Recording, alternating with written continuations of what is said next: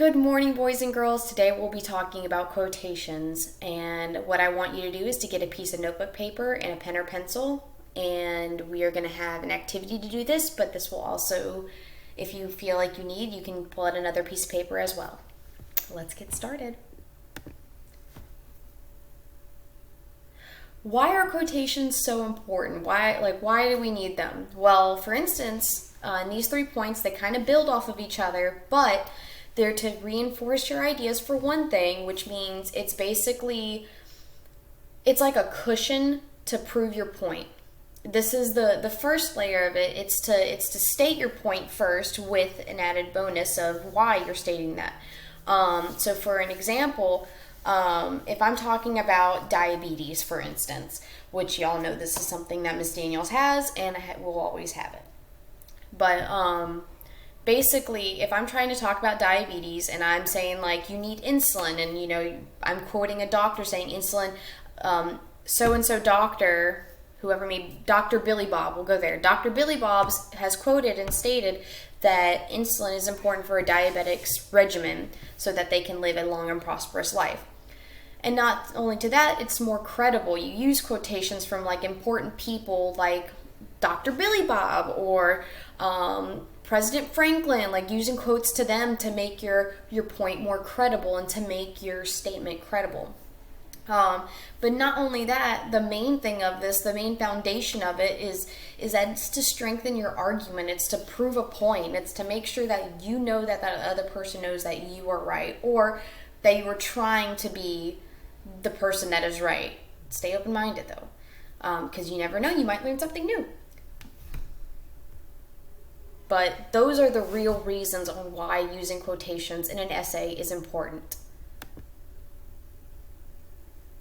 So for this first example, or first activity that we will be doing, you will be using quotations to fix it. Because what I have noticed, and that we forget this sometimes, is that we forget to quote stuff in our essay properly. So just so that I can see if there's any questions and see what y'all need me to do or me to reinforce, we are going to go over this quick little quotation grammar before we go into what an indirect and direct quotation is.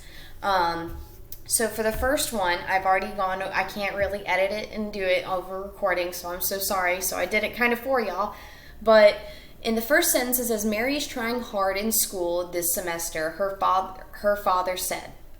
You're using quotations around the statement that is being said by Mary's father. So you don't want to put the quotations over the whole sentence, because then that makes it sound like someone else is saying it. So for the next 4, I want you guys to take a moment to pause the video and to write these sentences out, and then we'll go over the answers in just a minute. So pause, and then let's go.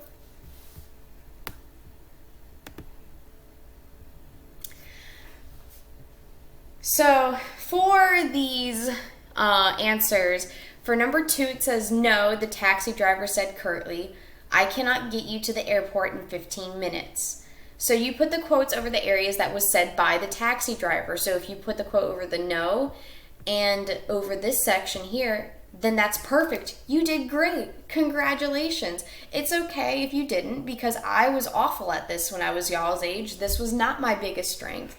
I still have trouble putting quotes over things when I need it. So you will have to quote this over areas that are being spoken by a person. So if it says like the taxi driver said, or said the taxi driver curtly, then that's when you would do it. You would also need to put a comma right after what something is said if they're still continuing to talk. Just so that it's completing the sentence. And you always end, even if the quote is ending with a period, you end it right there. You don't put the period after the quote. Sorry, guys. For number 3, I believe Jack remarked that the best time of the year to visit Europe is in the spring. At least that's what I read in a book entitled Guide to Europe. So you put the quotes over the I believe and over the that and right at the end of the sentence. My French professor told me that my accent is abominable. This sentence is correct as is. This is what we're going to be talking about today in class as a indirect quote. It's not giving a full quote of someone saying something very specific like our other quotes have, which is a direct quote. But we'll be getting onto that in just a second. She asked, is Time a magazine you read regularly? So this is the part where I said that, like, even after you put a comma, after someone is stating it before, she asked, talking point, and all that. But you put the quote over is and at the end of a question mark. Excuse me, boys and girls. I am so sorry. Did not mean to do that. I guess I didn't get enough sleep. What are the types of quotes? So direct quotes are using a person's exact words. And indirect quotes, as Purdue OWL states, that these quotes are summaries or paraphrases of what someone's trying to say. So for instance, if we go back and look at number 4, my French professor told me that my accent is abominable. This is an indirect quote. This is someone paraphrasing what the French teacher said. We don't know the full extent of what exactly was said word for word, but we do know that they think that this person's French accent, French pronunciation is abominable. So sorry to that French student.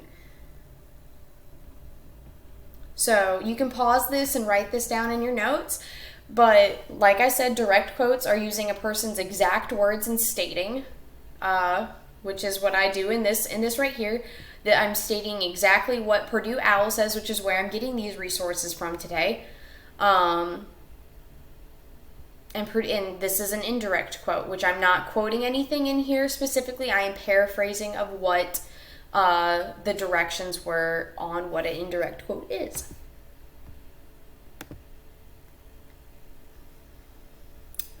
So the rules of direct quotes, like, do not alter or change the quote. Like, you're using the exact words. So for instance, in the quote that I have right here, I'm using the exact words that were said by Antonio from Bless Me Altima, which is the book that we're reading in class right now. Do not open a quotation or fail to close it at the end of quoted material. So basically what I'm stating right here is when you guys are writing these, you don't want to put the quotations all the way to right here where the S is on number 5, and end it, right where it at in between the Y and the question mark here. You want it to put over for the direct quotes, or when you're using a direct quote, over the area that is being spoken to.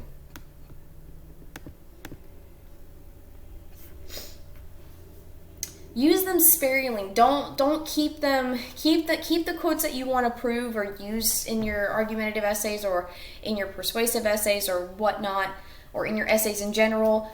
Don't use a whole lot of quotes, because an overuse of quotes can make the essay seem very boring, very bland, and it feels like more of a book than an essay.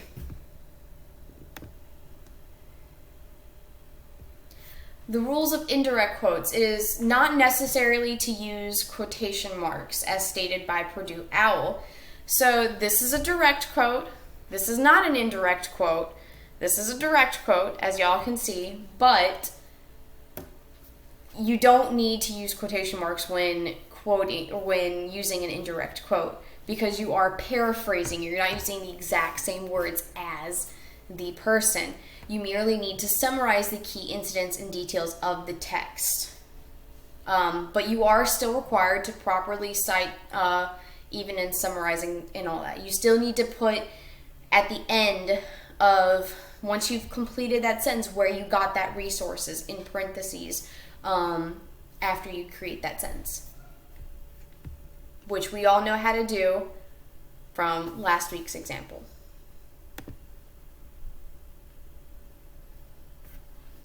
So for a minute, I want you guys to pull out a piece of paper and just simply write 1, 2, 3, 4 for A, B, C, and D, or you can put A, B, C, and D, however you guys want to do it. But this is how we're going to work on this for a second.